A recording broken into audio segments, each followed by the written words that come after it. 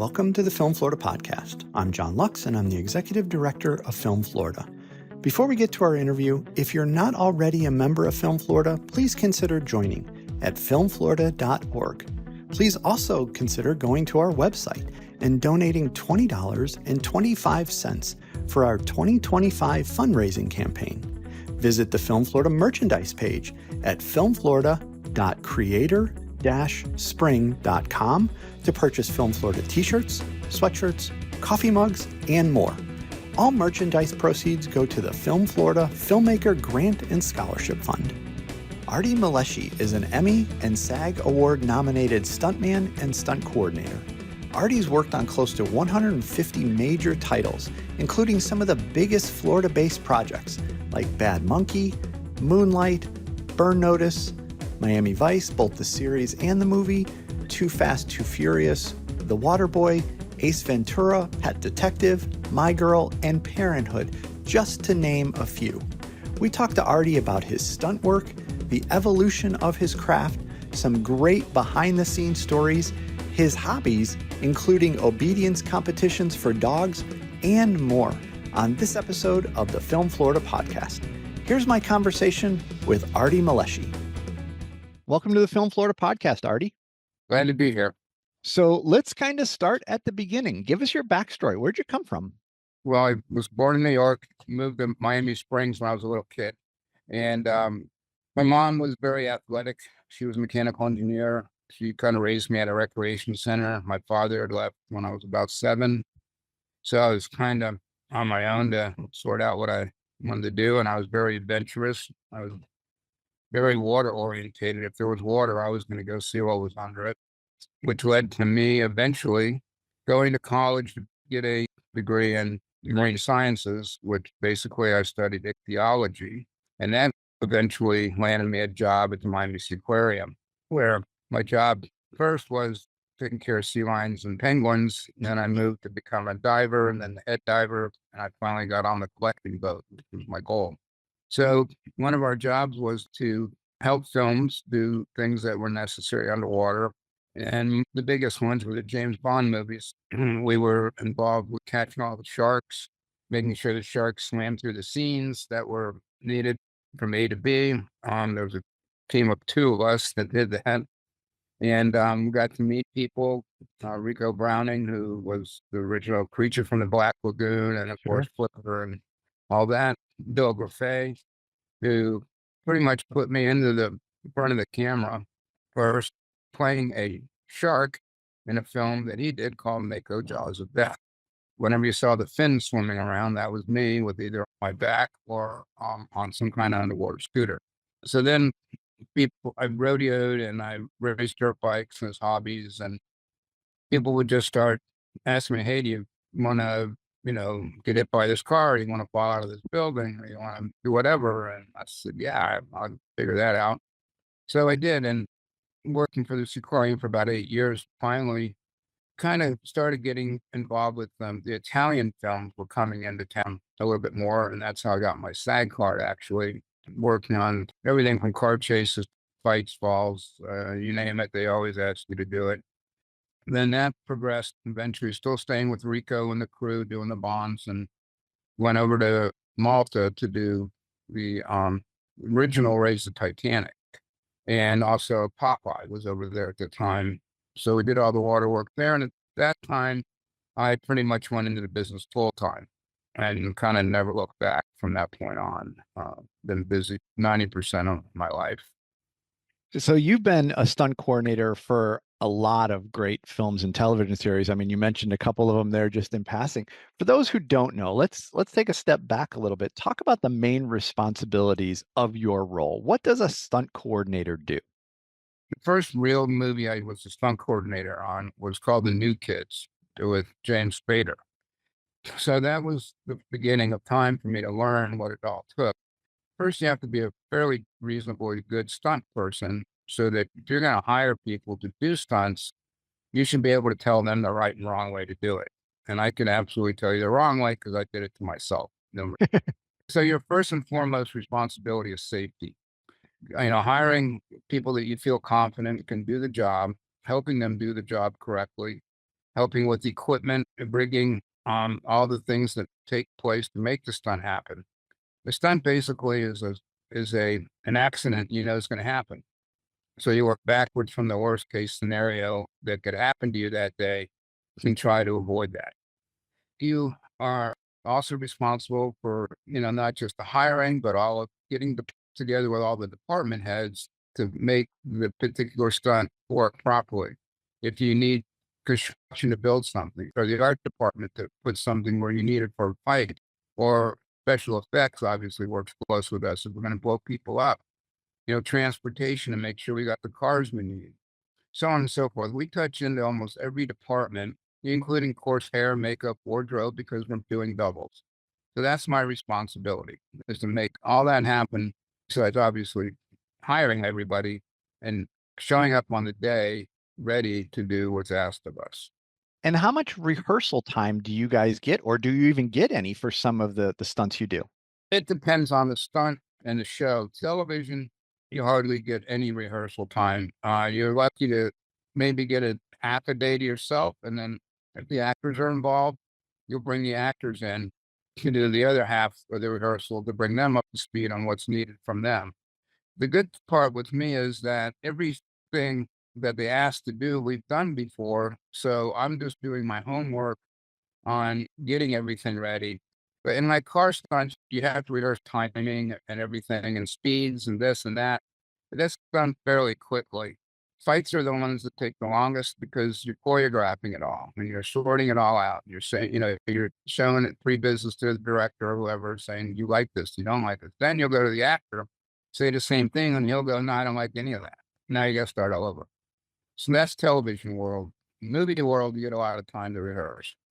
You could even rehearse the car crashes. You know, you'll get extra cars and things to just make sure that it really exactly what everybody wants and it's going to happen the way that everybody thinks, and so on and so forth. So movies like Fast and Furious, Transporter, even like Wild Wild West, with all the horses and everything, all those movies, you get plenty of time.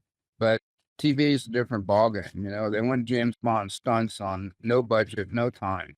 You got to really be paying attention. Yeah. Now, one of your most recent works as a stunt coordinator was for the Apple TV Plus series Bad Monkey, which was filmed in the Florida Keys. Do you have any fun on-set experiences from this project, or were there any particularly challenging stunts to coordinate? Nothing particularly challenging. It was fun because it was in the Keys, and that's always a fun atmosphere to work in. We had my dog doing a sequence as a watchdog, so that was fun. He likes to do that stuff. The actors were good, the settings, everything was fun to do. The coolest thing we did was push this golf cart off the seawall into the water and had to, you know, rig that up to make that look like it should. And, you know, it's hard if you drove a golf cart really or pushed it off a seawall, it would just fall straight down. But they wanted some air time, so we had to build a ramp and make that happen. And that worked extremely well. And then some other things, you know, just the foot chases and things, a little bit of car stuff. So Yeah. So, in addition to Bad Monkey, you've worked on a number of titles filmed in Florida, like Waves, Moonlight, Burn Notice, Miami Vice, both the series and the movie, The Waterboy, Ace Ventura, Pet Detective, My Girl, Parenthood, and that obviously is just some of them. Among all of those, like, is there anything that kind of sticks out from any of these projects from, that you take pride in working here in Florida? well, I think being able to get the bigger movies here, like Transporter too, that was extremely fun to do. We had a lot of great car chases and crashes and jumps and all of the above. And the same with Fast and Furious too. This was basically said, here it is, figure it out, make that happen. So we did, and all the bigger movies have always turned out to be quite a resilient bit of work that we are all proud of having worked on. The TV show Burn Notice was very exciting. That was, you know, basically 8 years of my life. That was again a James Bond movie every weekend. That's what they wanted, and we gave it to them. And we got nominated for quite a few awards for that show. And unfortunately, that was the last show we really did here, with the incentives going away at the end of that period of time. So we haven't got that type of momentum going back again. And we did just do the new Dexter series here and a TV show called Pulse. But they really are supposed to be in Miami, but of course they're filmed in New Mexico and Los Angeles. But again, going back to the fun films, I really still enjoy the older films, like, you were talking about Parenthood and those kind of films back in those days. And I was doing 2 or 3 of them at a time. Hmm. I was just running around crazy and then trying to rodeo on the weekends. It was a, good thing I was young and dumb then. Now, I want to ask you specifically about another Florida-based film, Too Fast, Too Furious, and there was one particular scene in watching that. I want to see if you can discuss a little bit of the process a little bit more in detail, where Brian and Roman speed through a marina here in Florida where they search for cars amid all the different boats. Share a little bit about the coordination that's required to do a scene like that over a longer space. I actually directed that, and the trick to that was I have this vehicle. It's a 3-wheel motorcycle. It's called a Can-Am Fighter, and I mount cameras on that, so I can do the pushing the action. I can pull the action. I can stop and just be a regular camera on sticks, and or whatever I need to do. I can move in and out of the action. It's just I'm all over the place with that vehicle, and that was how I filmed almost all that entire movie with that. And it's a real good tool. And we choreographed everything to be according to what the director and the script said, but then we just added some little stuff like the boat on the forklift thing, breaking through the guard shack deal. And the doubles were very good. They could drive very well, as you could see. But one of the most interesting things on that movie, though, was that we had to teach all the actors how to drive. Mm, Soki, um, she Benny Hanna's daughter, she never drove anything. She was either in a limo or something else. And we had to teach her to drive a stick shift and they'll be able to drive fairly quickly. Paul Walker, he could drive, but we had to teach him how to stunt drive because there was a scene where he comes flying up towards the camera, spins the car sideways and hits a mark and the camera moves and it's him. yeah. He wanted to do that so badly himself that we just practiced, and got him where he could really do it. But that particular boat scene was fun to do because it was kind of all over the place. The setting was real Miami, and everybody had a good time. Yeah. Now, in addition to a lot of your behind the scenes work, you've also been in front of the camera as an actor in a few projects, including 2 episodes of Miami Vice back in the day, but also a number of other projects since then. How has your approaching to traditional acting impacted your other roles, kind of in the stunt side of things? Well, first, I'm the worst actor ever. I get put in those positions not by choice. It's just kind of like, okay, we need this stunt done, and but we need you to speak at the same time, or do this or do that. So I just say, okay, whatever, and I get it done. It's not my most favorite thing to do, but it has to be done. And it's funny because sometimes we're looking for stunt guys that can act, and most of those come out of the live show world, Yeah. because they got to do all that. So a lot of the people that work for me are from the live show world because of that. Yeah, it's not my most favorite thing. That makes sense, though. Now, you've coordinated all kinds of different stunts. We talked about a couple of them, and you mentioned some of your early underwater work. Do you have a specific kind of stunt that you like coordinating the best? I like water work. I like boat chases. I like the underwater stuff. Airboats, the Everglades. That's kind of another one of my fortes. And those are to me the funnest, but I still, of course, love car chases. I used to do a lot of animal stuff. I do horse work too.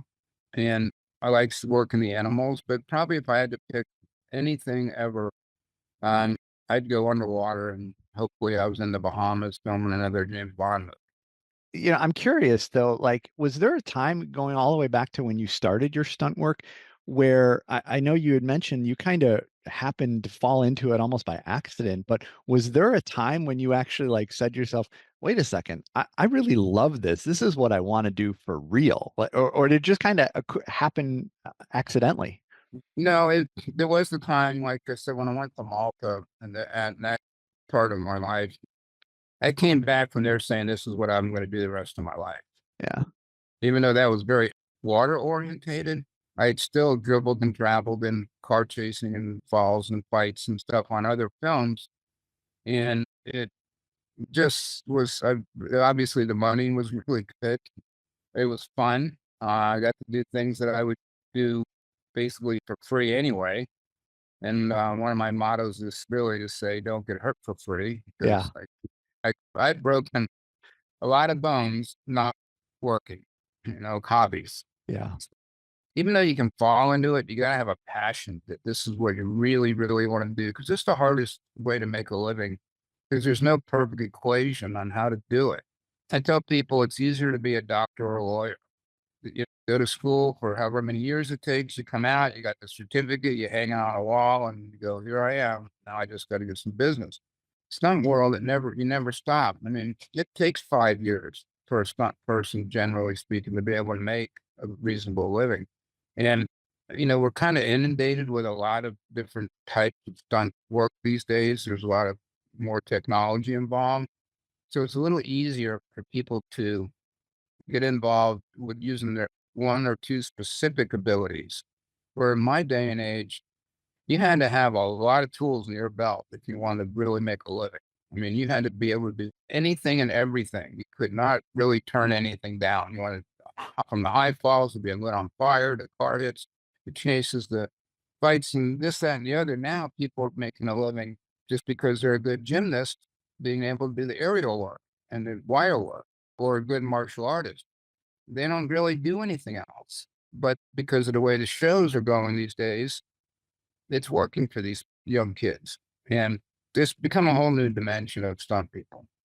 Yeah. So I'm old school. I try to keep it that way. I don't count on a lot of computer generated AI issues unless that's the kind of movie I happen to be doing. So tell me a little bit about the advice that you would give to someone that does want to kind of follow in your footsteps. Like, where do you start, and how do you get a reputation to then therefore get hired? Well, first you need to be a really good athlete, a generally good athlete. Then you hopefully have some type of specialty, like we were just talking about, martial arts or gymnast. Maybe you're a high diver, maybe you're a race car driver, motorcycle race, whatever. You have one tool that you can do and stand out doing. Then it's up to you to learn to do the rest and to learn the film business. You can learn the film business by being an extra or going and being a PA or anything. Ask questions, get involved, know what each department's doing in front of you. What's going on here? I want to learn all this. So that's the go to school part. You can go to film school and learn a lot of stuff, but you're just basically going to learn how to make a movie. Maybe you want to be a director or producer, whatever you want to be. That's what film schools do. Film schools do not teach you how to be a stuntman. There are stunt schools. Some of them are credible. Some of them are taught by people that just are out of work and need to make money somehow. Some of them are taught by people that think they know how to do stuff, and they don't really. They don't have the experience. And that's the same with stunt coordinators nowadays too. Like I said in the beginning, to me, you have to be a really good stunt person to be a coordinator. So times Yeah. are changing. Yeah. Yeah. Artie, where can people learn more about you, your work, future work, anything that they can keep an eye out for? IMDb, which is the International Movie Database, that pretty much says what you have done. And not everything gets put in there, and sometimes it gets put in wrong. But it's a basic way to follow somebody. My email is a way to get me your reel, your headshots. I always promote that, and I do file everything away according to gender and size, shapes, colors. I file it all. So if something shows up and I can't think of somebody off the top of my head, I go back to my files and look. So that's a good way, especially if you are a newcomer and you happen to be a good double for somebody and have the skill level. Well, there's your first break of life. Now you're come into the business, you're able to get in the union, which is important if you want to really make this a profession. Non-union work is always available to people, but you find they're not as experienced as you would hope they would be. And my email address is amistunts@aol.com, and anybody's welcome to send me an email. Excellent. Now, you talked a little bit about some of your other hobbies. Tell us a little bit about that. What do you do for fun? A lot. Well, foremost, I love training animals. I train competition canine dogs. I train my horses. I do team roping and things like that. I do a lot of boating and fishing and diving. A lot of Everglades stuff. I love adventuring into places maybe no one's gone before. I have a camper that goes in my truck. I tow a off-road vehicle behind me, and we travel the country looking for crazy places. But, mostly if I was just woke up in the morning and my day starts training my dog, I live on a little ranch in Davie. The horses are here. Do whatever I can with that. And then, I like building things too. So there's always something going on. I don't compete in rodeo work too much anymore unless the team roping just happens to be available. And, I still like to take the motorcycles out and go cruising and stuff like that. So it's a little bit of everything. Tell me a little bit more about the competition for the dogs. What is that all about? How do you do that? Well, it's a thing called Schützen, which means protection dog in German. And they compete in a system of categories. You get points for it. First, your obedience work. You have a 20-minute obedience routine the dog has to do off leash. It's basically heeling, sitting, staying, doing a lot of different physical activities, retrieving dumbbells over jumps, going over walls, doing a lot of things like that. Then we did tracking. We set up a track for the dog. It'll be a 300-foot track, basically 100 yards, made into look like an R. And on each leg of that is an article. The dog has to find the article, lay down, which says he found it. And to be perfect, once he starts the track, he can never change his speed. Makes a corner, he has to make it the same speed. He finds the article, he lays down. You go show the judge you got it. So then you go to the guard work, and the dog has to search 6 different hiding spots. Basically, we use a thing called blinds. They look like teepees. They go to each one of those looking for the bad guy. Now, the hard part is they know where the bad guy is. They've done this enough. They know he's in the last one. So now the obedience is coming in. The dog has to go from one to the other and actually search it, come out, there's 6 of them till he finds the bad guy. Then he goes and he sits and barks and barks and barks at the guy. And then you call the dog off. You tell that person to come out of the blind, and he'll walk out 30 feet. You lay your dog down, and that guy makes an escape. The dog attacks the person's arm where the sleeve is. The guy fights him, and then when he freezes, the dog has to stop and just bark. And then this goes through a different series of things where eventually there's what's called a long bite, where another decoy will come out from the end of the field, which is 50 yards, start making noises, starts advancing fast towards the dog and the handler, and you let the dog loose, and the dog takes that guy out.